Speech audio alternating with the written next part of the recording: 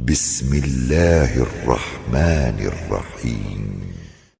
سبح اسم ربك الأعلى الذي خلق فسوى والذي قدر فهدى والذي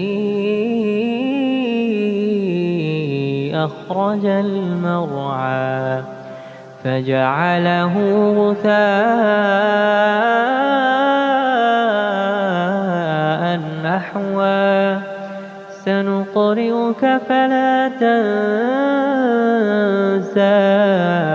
إلا ما شاء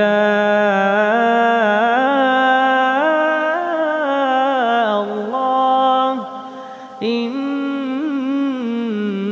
إنه يعلم الجهر وما يخفى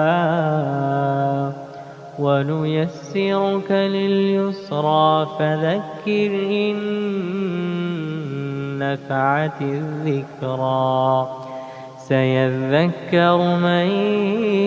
يخشى ويتجنبها الأشقى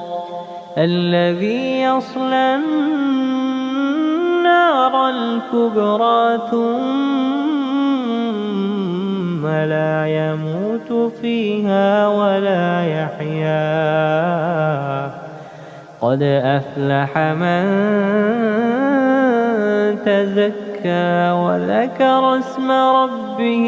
فصلى بل تؤثرون الحياة الدنيا والآخرة خير وأبقى إن هذا لفي الصحف الأولى صحف إبراهيم